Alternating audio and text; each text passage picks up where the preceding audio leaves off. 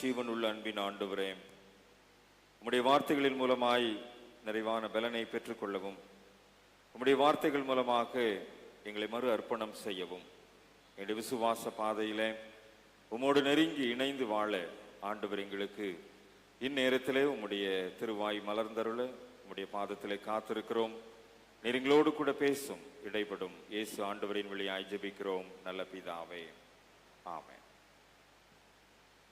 கிறிஸ்துவில் அன்பார்ந்த இறை மக்களே, ஆண்டவரும் உலக மீட்பருமாகிய இயேசு கிறிஸ்துவின் ஈடு இணையற்ற திருப்பெயரிலே இந்த நாளில் காலை நேரத்தில் உங்களை அன்போடு கூட வாழ்த்துகிறேன். பிதாவாகிய கடவுளிடமிருந்தும் அவருடைய திருமைந்தனாம் இயேசு கிறிஸ்துவிடமிருந்தும் வருகின்ற கிருபையும் சமாதானமும் நம் அனைவரையும் நிறைவாய் ஆளுகை செய்வதாக. அருமையான பிள்ளைகளோடு இணைந்து நாம் சொன்ன கருப்பொருள் வார்த்தை, அருட்பொழிவு திருப்பணி கிறிஸ்துவின் காயங்களால் அடையாளப்படுத்தப்படுகிறது. கிறிஸ்துவனுடைய காயங்கள் நம்மை இன்றைக்கும் ஆற்றி தேற்றி அரவணைத்து வருகிறது என்கின்ற புரிந்து கொள்ளுதலோடு இந்த நாளின் சிந்தனையிலே நம்மை முழுமையாய் இணைத்து கொள்ள உங்களை அன்போடு கூட அழைக்கின்றேன். இந்த அருட்பொழிவு திருப்பணி என்பது ஆண்டவர் நமக்கு தருகின்ற அருட்கொடைகளிலே ஒன்று. பாவ மன்னிப்பு, திருமுழுக்கு, திடப்படுத்தல், திருவிருந்து, திருமணம், எண்ணெய் பூசுதல் போன்ற வரிசையிலே இந்த அருட்பொழிவும் அடங்கி இருக்கின்றது. இந்த அருட்பொழிவின் வழியாக இறை அருள் நமக்குள் உள்வாங்கப்படுகிறது என்கின்ற புரிந்து கொள்ளுதல் உண்டு. முதலாம் திருமறை பகுதியிலே நாம் அதை படிக்க கேட்டோம். சாமுவேல் தாவீதை அருட்பொழிவு செய்த சூழ்நிலையிலே அன்றைக்கு சவுல் என்கின்ற அரசனுடைய அரசாட்சிக்கு பின்பதாக தாவீதினுடைய அரசாட்சியின் அந்த ஆசீர்வாதம், கடவுளுடைய அருள் உள் வாங்கப்பட்டதால் தாவீதினுடைய ஆற்றல் மிகுந்த ஒரு திருப்பணி அன்றைக்கு இஸ்ராயல் மக்கள் மத்தியில் நிறைவேறினதை நாம் முதலாம் சாமுவேலின் புஸ்தகத்திலே நாம் படிக்க கேட்டோம். இந்த அருட்பொழிவு திருப்பணியிலே அழைக்கப்படுதல், அமர்த்தப்படுதல், அனுப்பப்படுதல் என்ற மூன்று நிலைமைகளும் அங்கே கடந்து வருகின்றதை தாவீதினுடைய வாழ்க்கையிலே புரிந்து கொள்ள முடியும். தாவீது அருட்பொழிவு செய்யப்படுவதற்காக அழைக்கப்பட்டான். ஒரு குறிப்பிட்ட காலத்திலே அருட்பொழிவு ஆற்றப்பட்டவனாக அமர்த்தப்பட்டான். தொடர்ந்து அவன் அனுப்பப்பட்ட பணியை நிறைவேற்றினான். இந்த மூன்று நிலைமைகளுமே தாவீதினுடைய திருப்பணியானது அமைந்திருந்ததன் அடிப்படையிலே தாவீதினுடைய சந்ததியிலே அல்லது தாவீதினுடைய தலைமுறையிலே உலகத்தின் மீட்பராகிய இயேசு கிறிஸ்து பிறக்கின்ற ஒரு ஆற்றல் மிகுந்த வெளிப்பாட்டை நாம் பெற்றுக்கொள்ள முடிந்தது. அன்றைக்கு தாவீதினுடைய அந்த அருட்பொழிவானது அழைக்கப்பட்ட, அமர்த்தப்பட்ட, அனுப்பப்பட்ட அந்த சூழ்நிலையிலே அந்த மூன்று நிலைமையிலையும் முழுமை அடைந்திருந்தபடியினாலே ஒரு முழுமையான மனுக்குல மீட்பிற்கு தாவீதை ஆண்டவர் கருவியாக பயன்படுத்தினார். தாவீதினுடைய சந்ததியிலே திருக்குமாரனாம் இயேசு கிறிஸ்துவினுடைய பிறப்பின் வழியாக அதை முழுமைப்படுத்தினார். இன்றைக்கும் நாம் அப்படிப்பட்ட வகையிலே இந்த கடவுளுடைய அருள் நமக்குள் உள்வாங்கப்படுகின்ற சூழ்நிலையிலே நாம் நம்மை இணைத்துக் கொள்வோம் என்று சொன்னால் நிச்சயமாக அழைக்கப்பட்டிருக்கின்ற நாம் அமர்த்தப்படுகின்ற சூழ்நிலையிலே அனுப்பப்பட்டவர்களாக ஒரு சீரிய திருப்பணி ஆற்ற முடியும் என்பதிலே எந்த விதமான சந்தேகமும் இல்லை. நாம் படிக்க கேட்ட நற்செய்தி பகுதியிலே யோவான் 21ஆம் அதிகாரத்தில் இயேசு கிறிஸ்துவுக்கும் பேதுருவுக்கும் இடைப்பட்ட உரையாடல் அங்கே பதிவு செய்யப்பட்டிருக்கிறதை நாம் படிக்க கேட்டோம்.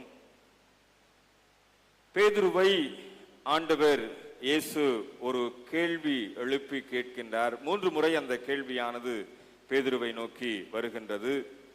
யோவான் 21ஆம் அதிகாரத்தின் 15 முதல் அமைந்திருக்கின்ற வசனங்களிலே, யோனாவின் குமாரனாகிய சீமோனே, இவர்களிலும் அதிகமாய் நீ என்னிடத்தில் அன்பாயிருக்கிறாயா? மறுபடியுமாய் அந்த கேள்வி அவனிடத்திலே வருகின்றது, நீ என்னிடத்தில் அன்பாயிருக்கிறாயா? மீண்டும் அந்த கேள்வி அவனிடத்தில் வருகின்றது, நீ என்னை நேசிக்கிறாய்? பேதுரு இயேசுவின் காயங்களின் மூலமாய் பெற்றுக்கொண்ட அந்த அபிஷேகம், அந்த பொறுப்பாண்மை பேதுருவை ஒரு தலைவனாக, திருச்சபையினுடைய அந்த முதல் தலைவனாக உயர்த்தி இருக்கிறது என்று சொன்னால், இன்றைக்கு கத்தோலிக்க திருச்சபையினுடைய பாரம்பரியத்தின்படி பேதுரு தான் முதல் போப்பாண்டவராக அடையாளப்படுத்தப்பட்டிருக்கிறார். ஆக அந்த ஆதி திருச்சபையினுடைய முதல் தலைவராக அவர் தன்னுடைய திருப்பணியை நிறைவேற்றினதனுடைய அந்த தாற்பயம் இயேசுவினுடைய காயங்களினால் அவர் அங்கே அபிஷேகம் செய்யப்பட்ட அல்லது திருநிலைப்படுத்தப்பட்ட ஒரு சூழ்நிலை என்பதை நாம் புரிந்து கொள்ளுகின்றோம். இன்றைக்கு சாமுவேல் எண்ணெயின் மூலமாய் தாவீதை அபிஷேகம் செய்தார். இயேசு தன்னுடைய காயங்களின் மூலமாய் பேதுருவை அபிஷேகம் செய்தார். இன்றைக்கு நீங்களும் நானும் இந்த வசனத்தை தியானிக்கின்ற நீங்களும் நானும் இயேசுவின் இரத்தத்தினால் அபிஷேகம் செய்யப்படுகிறோம் என்பதை புரிந்து கொள்ள அழைக்கப்படுகின்றோம். ஒவ்வொரு முறை திருவிருந்து வழிபாட்டிற்காக இந்த பலிபீடத்திலே முழங்கால் படியிடுகின்ற போதும் அவருடைய இரத்தத்தின் மூலமாக, அந்த புதிய உடன்படிக்கையின் இரத்தத்தின் மூலமாய் நாம் ஒவ்வொரு முறையும் அந்த அபிஷேகத்தை பெற்றுக்கொள்ளுகிறோம் என்பது நம்முடைய புரிந்து கொள்ளுதலாக அமைய வேண்டும் என்பது இன்றைக்கு நாம் சிந்திக்கின்ற சிந்தனையினுடைய மூலப்பொருளாக, கருப்பொருளாக அமைந்திருக்கிறது என்பதை உங்களுக்கு நான் பதிவு செய்ய விரும்புகின்றேன். ஒருவேளை இந்த திருவிருந்திலே நாம் பங்கு பெறுகின்ற போது இந்த இயேசுவின் இரத்தம் என்னை அபிஷேகிக்கின்றது. அவருடைய காயங்களினால் அபிஷேகம் செய்யப்பட்ட பேதுருவினால் தொடங்கப்பட்ட அந்த திருச்சபையின் தொடர் உறுப்பினராக வாழ்ந்து கொண்டிருக்கிற நான் இன்றைக்கு இயேசுவின் காயங்களிலிருந்து வெளிப்பட்ட இரத்தத்தின் மூலமாய் நான் அபிஷேகம் செய்யப்பட்டு இந்த உலகத்திற்குள்ளாய் அனுப்பப்படுகிறேன் என்கின்ற புரிந்து கொள்ளுதலிலே நான் அனுப்பப்பட்டதை, நான் அழைக்கப்பட்டதை, நான் அமர்த்தப்பட்டதை உறுதி செய்து கொண்டு, ஒருவேளை இயேசுவினுடைய இரத்தம் இன்றைக்கு என்னை அபிஷேகிக்கிறது, அதற்கு இந்த திருவிருந்து வழிபாட்டின் மூலமாக நான் அந்த அபிஷேகத்தை புதுப்பித்துக் கொள்கிறேன் என்கின்ற புரிந்து கொள்ளுதலோடு கூட நாம் திருவிருந்திலே பயத்தோடும் பக்தியோடும் நாம் அதிலே பங்கு பெறுவதற்கு அழைக்கப்படுகின்றோம். ஆண்டவர் இயேசு கிறிஸ்துவினுடைய காயம் என்பது மற்றவர்களுக்காக ஏற்படுத்தப்பட்ட ஒரு காயம் என்பதை நாம் அறிந்திருக்கின்றோம். ஒருவேளை பிறருக்காக காயப்பட்ட காயம், பிறருக்காக சேவை செய்வதற்கென்று பேதுருவை அபிஷேகம் செய்தது. பிறருக்காக காயப்பட்ட இறைவன் நம்மை அழைக்கின்றார் என்கின்ற உள் உணர்வோடு கூட இந்த திருப்பந்தியிலே நாம் பங்கு பெறுகின்ற போது அந்த காயங்களினால் ஏற்பட்ட இரத்தத்தின் மூலமாய் அபிஷேகம் செய்யப்படுகின்ற நான் அந்த புரிந்து கொள்ளுதலோடு கூட என்னுடைய அழைப்பை, என்னுடைய அர்ப்பணிப்பை முழுமை செய்து கொண்டு இந்த உலகத்திலே என்னை ஆண்டவர் அவருக்கு சொந்த ஜனமாய் தெரிந்து கொண்டிருக்கிறார் என்கின்ற புரிந்து கொள்ளுதலோடு கூட நம்முடைய விசுவாச பயணத்தை தொடருவதற்கு நாம் அழைக்கப்படுகின்றோம். இன்றைக்கு அருமையான குழந்தைகளோடு கூட இணைந்து நாம் சொன்ன அந்த வார்த்தை, பவுல் அப்போஸ்தலன் கலாத்திய திருச்சபைக்கு சொன்ன அந்த வார்த்தை 6ஆம் அதிகாரம் 14ஆம் வசனத்திலே நம்முடைய கர்த்தராகிய இயேசு கிறிஸ்துவின் சிலுவையை குறித்தே அல்லாமல், ஒருவேளை அந்த சிலுவை தான் இயேசுவை காயப்படுத்தின அல்லது அகோரமாய் அந்த காயத்தை வெளிப்படுத்தின ஒரு இடம் என்பதை அறிந்திருக்கிறோம்.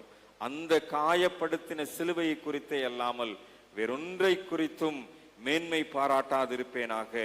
ஏனென்றால் அவரால் உலகம் எனக்கு சிலுவையில் அறையுண்டிருக்கிறது, நானும் உலகத்திற்காக சிலுவையில் அறையுண்டிருக்கிறேன் என்று சொல்லி பவுல் அப்போஸ்தலன் தன்னுடைய திருப்பணியை உணர்ந்து பார்த்து, என்றால் பேதுரு அப்போஸ்தலனுடைய திருப்பணியை பவுல் அப்போஸ்தலன் அறிந்தவர். பேதுரு இயேசுவின் காயங்களால் அபிஷேகம் செய்யப்பட்டு ஆதி திருச்சபையை உருவாக்கினவர் என்பதை அறிந்தவர். ஆக அந்த தொடர் சிந்தனையிலே பவுல் அப்போஸ்தலன் அந்த சிலுவையை குறித்தே அல்லாமல் வேறொன்றை குறித்தும் நான் மேன்மை பாராட்டாதிருப்பேனாக என்று சொல்லி தன்னை அப்படிப்பட்ட ஒரு விதத்திலே அர்ப்பணித்தார் என்று சொன்னால், ஒருவேளை அந்த அர்ப்பணத்தின் வெளிப்பாடுதான் இன்றைக்கு திருவிருந்தின் மூலமாக நாம் பெற்றுக்கொள்ளுகின்ற இந்த ஆசீர்வாதம் என்பதை நாம் மறந்து போய்விடக் கூடாது. ஆக ஒவ்வொரு முறையும் நாம் திருவிருந்திலே பங்கு பெறுகின்ற போது இந்த காயம், இந்த காயத்தின் மூலமாய் வெளிப்பட்ட ரத்தம் என்னை அபிஷேகிக்கிறது என்கின்ற புரிந்து கொள்ளுதலோடு நாம் இந்த இடத்திலே முழங்கால் படியிடுகின்ற போது அந்த அபிஷேகம் இந்த உலகத்திற்குள் அனுப்பப்படுகின்ற நம்மை ஒரு புதிய ஆற்றல் நிறைந்த வகையிலே நம்மை உருவாக்குகிறது என்பதையும் நாம் மறந்து போய்விட முடியாது.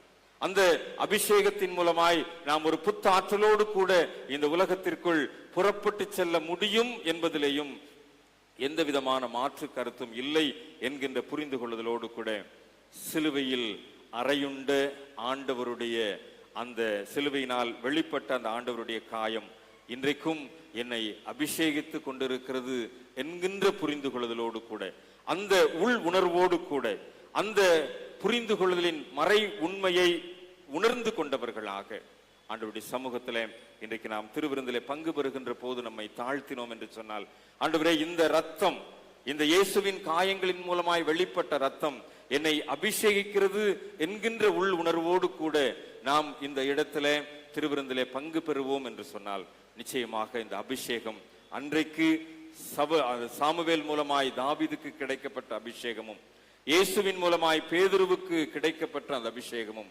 இன்றைக்கு இயேசுவின் ரத்தத்தின் மூலமாய் இந்த திருவிருந்தின் வழியாக எனக்கும் அதே அபிஷேகம் கிடைக்கிறது என்கின்ற புரிந்து கொள்ளுதலோடு திருப்பந்தியிலே பங்கு பெறுவோம். ஆண்டவர் நம்மை புத்தாற்றல் உள்ளவர்களாய் இந்த உலகத்திற்குள் புறப்பட்டு செல்ல அருள் தருவாராக. தலைகளை தாழ்த்தி ஜெபம் செய்வோம். என் காயம் பார்த்திடு என்றீர், உன் காயம் மாறிடும் என்றீர். என் காயம் பார்த்திடு என்றீர்,